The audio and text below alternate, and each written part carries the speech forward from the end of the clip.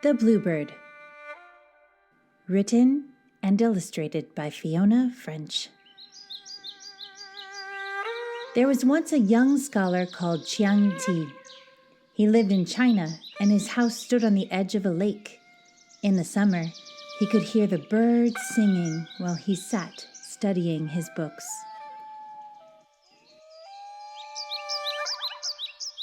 In the house next door, there lived a family who had a daughter, and her name was Jade Lotus. Now, Jade Lotus had a beautiful bluebird which she kept in a cage.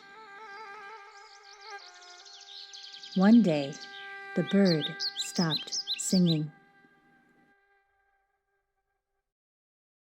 Jade Lotus called to Chiang Ti and said to him, "Can you hear how quiet it is today? My bird has stopped singing." Chiang Ti looked in his books but could not find a cure for the illness. Then he said, "I have heard about an enchantress who lives in a palace not far away. People say she can speak to birds and understands what they say." So Chiang Ti and Jade Lotus set out to find the enchantress and took the bird in the cage with them. They had only gone a few steps when they saw a tortoise lying helplessly on his back. "I was trying to reach some juicy leaves when I fell over," the tortoise said. Chiang Ti kindly put him on his feet. "Where are you going?" asked the tortoise. "To see the enchantress," they said. "Then I will come too." So Chiang Ti carried the tortoise under his arm, and they went on their way. A little further on, they heard an odd noise and saw a cat sitting on a rock in the middle of a lake. He was singing sadly to himself. "Please, would you help me off this rock?" he called. Chiang Ti gladly took off his shoes and waded into the water. The cat climbed onto his back. "Where are you going?" asked the cat. "We are going to the Enchantress," they said. "Then I will come too." And he curled around Chiang Ti's neck and fell asleep. The animals were too heavy to carry for long, so Chiang Ti and Jade Lotus sat down for a rest. They saw a cloud in the sky and watched in surprise as it changed into a rain dragon. He looked very fierce, but he had a gentle voice. He was a lonely rain dragon, all by himself. "Where are you going?" he asked. "We are going to see the Enchantress," they said. "In that case, I will come too." So Chiang Ti and Jade Lotus set off again, and the rain dragon followed them all the way to the palace. The palace was high and towered above them.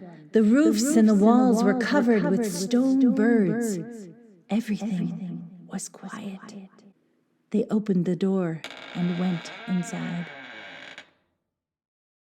Thousands of birds were carved into pillars and woven into screens and carpets, but they did not make a sound. Their wings did not move. They were frozen still. Then Chiang Ti and Jade Lotus saw the enchantress, and suddenly they too were almost frozen with fear. But they bravely went up to her, seeking help for their bird. When the enchantress saw the bird in the cage, her eyes lit up.